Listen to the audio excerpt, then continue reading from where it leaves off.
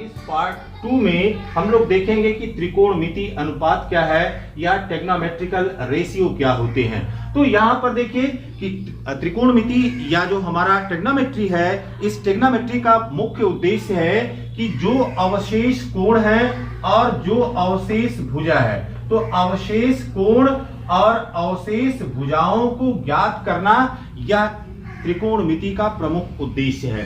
फिर अब यहां पर न्यून कोण कोई भी, क्योंकि जब समकोण त्रिभुज बना रहे हैं तो इस समकोण त्रिभुज में आप देख रहे हैं कि एक कोण समकोण हो जा रहा है और दो कोण न्यून कोण के रूप में प्राप्त हो रहे हैं। तो न्यून कोण के सापेक्ष शेष जो भुजाएं बच रही हैं, उन भुजाओं का जो अनुपात है उसी को त्रिकोणमिति अनुपात कहते हैं।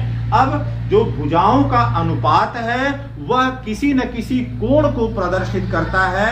उस कोण के संबंध में देखिए कि यहां पर जब हमने यह फिगर लिया ABC, अब इस ABC में जो हमने न्यून कोण लिया वह C के रूप में लिया या रेफरेंस कोण यहां पर C के रूप में लिया। अब इसके आधार पर भुजाओं का नाम लिखेंगे। जैसे कोण भी 90 अंश है तो इसके सामने की जो भुजा हो गई यह कर्ण कहलाएगी। इसी प्रकार से यह संलग्न भुजा हो गई और संलग्न भुजा यह आधार कहलाएगी। अब इसके जो विपरीत भुजा है यह विपरीत भुजा इसका लंब कहलाएगी। लेकिन यहीं पर अगर चित्र को वैसे ही रहने दें, केवल न्यून कोण को बदल दें। न्यून कोण अब यहां पर A के रूप में लिया गया है। अब इसके आधार पर हम जो भुजाएं हैं उन भुजाओं को नाम देंगे। अब यहां पर देखिए कोण भी 90 अंश का है, इसके सामने की जो भुजा है वह कर्ण कहलाएगी। लेकिन अब इस कोण A से संलग्न भुजा AB है और यह तब आधार कहलाएगी। और इसके विपरीत यहां पर लंब है या परपेंडिकुलर है, यह विपरीत भुजा है और यह लंब कहलाएगी। तो हमेशा प्रश्नों को हल करते समय इस बात का ध्यान रखना है कि जो न्यून कोण लिया है उस न्यून कोण के संदर्भ में लंब और आधार का निर्धारण किया जाता है। और लंब आधार जब निर्धारित हो जाता है तब जाकर के हम त्रिकोणमिति अनुपातों को ज्ञात उसको हम साइन थीटा के रूप में प्रदर्शित करते हैं। यह पहला अनुपात साइन थीटा के रूप में होता है और यह बराबर होता है लंब बटे कर्ण कॉस थीटा। कॉस थीटा यह बराबर हो जाएगा आधार बटे कर्ण। और यहां पर आधार क्या है? आधार यहां पर BC लिया गया है, BC बटे AC बटे AC, यह दूसरा हो गया। फिर तीसरा यहां पर tan theta. tan theta is equal to होता है लंब बटे आधार। लंब बटे आधार, यहां पर लंब है AB बटे आधार यहां पर है BC। ठीक, अब इसके पश्चात यह तीन मुख्य आधार हैं त्रिकोणमिति अनुपात के। अब जितने भी मान निकाले जाएंगे किसी न किसी रूप में इसी पर आधारित होंगे। अब यहां पर जो चौथा मान है इसको कहते हैं कॉसेक थीटा। और कॉसेक थीटा यह बराबर होता है कर्ण बटे लंब।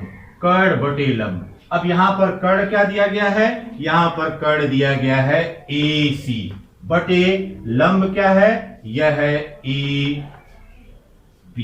ठीक, यह चौथा रिलेशन मिल गया हमको। इसी प्रकार से पांचवा जो रिलेशन है यह है सेक थीटा। और सेक थीटा बराबर होता है कर्ण बटे आधार। कर्ण बटे आधार। अब यहां पर कर्ण यह AC के रूप में है, AC बटे आधार यहां पर BC के रूप में। फिर इसके पश्चात आते हैं छठवां, यह है कॉट थीटा। और कॉट थीटा बराबर होता है आधार बटे लंब। अब आधार यहां पर क्या दिया गया है? आधार दिया गया है BC बटे यहां पर लंब दिया गया है AB। तो ये त्रिकोणमिति के आधार हैं।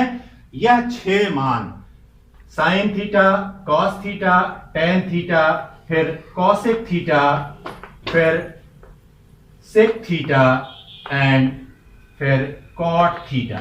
ये त्रिकोणमिति के हम कोई समकोण त्रिभुज ले रहे हैं। यह समकोण त्रिभुज है ABC। यहां पर यह कोण 90 अंश के बराबर है। यह रिफरेंस कोण है या न्यून कोण है, यह कर्ण है, यह लंब है और यह आधार है।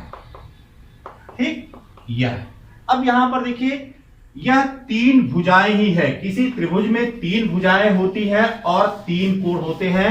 इसके अलावा यहां पर न तो कोई कोण होता है और न तो कोई भुजा होती है।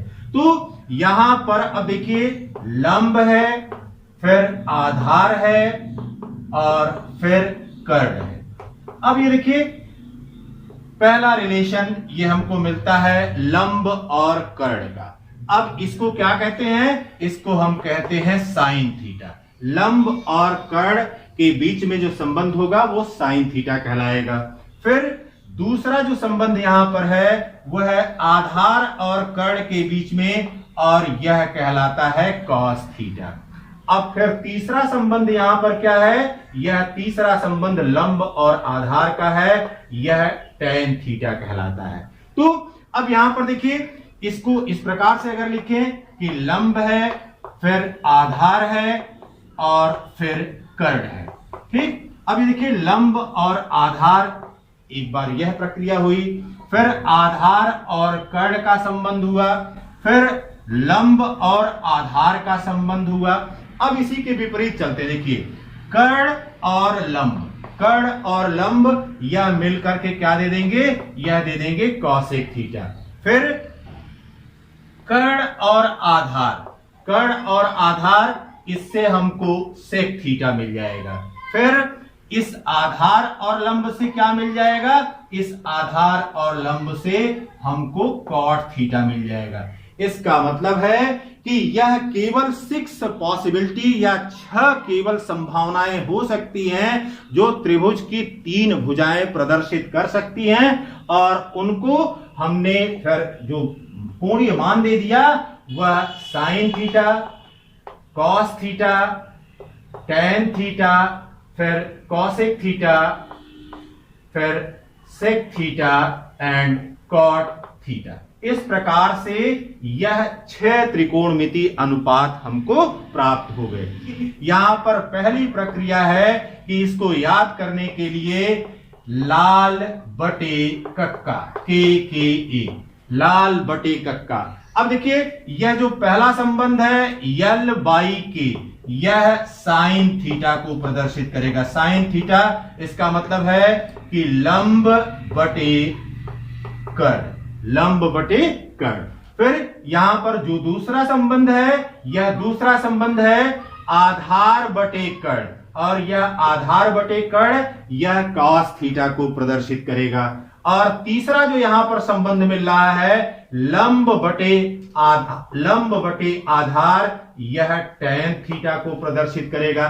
तो इस सूत्र को याद करके लाल बटे कक्का, इसको याद करके बड़े आसानी से हम इस संबंधों को sign theta, cos theta, tan theta के मानों को या उनकी भुजाओं को नाम सहित बड़े आसानी से याद कर सकते हैं। अब फिर इसी का जब उल्टा चलेंगे, जैसे हमने पहले लिया LAL बटे KKA, अब इसी को रिवर्स कर दिया जाए, व्युत्क्रम कर दिया जाए।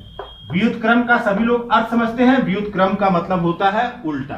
तो यहां पर KKA बटे LAL लिख दें, KKA बटे LAL अगर लिख दें तो यहां पर K और L का मतलब कर्ण बटे लंब, और यह संबंध क्या हो जाएगा? यह संबंध हो जाएगा कॉसेक थीटा।